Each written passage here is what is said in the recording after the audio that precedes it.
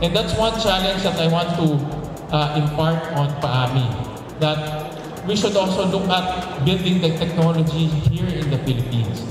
We have a lot of great engineers, we have a lot of great physicians, but we need to spend on research and development in order to develop our own technology.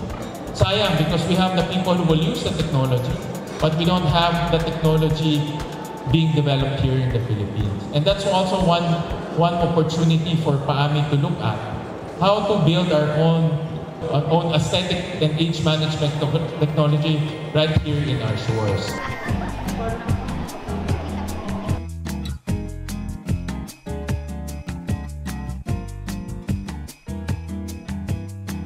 I know the Koreans are very advanced in that stage, but I believe that the Filipinos are also equally intelligent, equally talented. So I believe that Filipinos are very resourceful and resilient. And I believe at one point we can develop those machines here in the Philippines.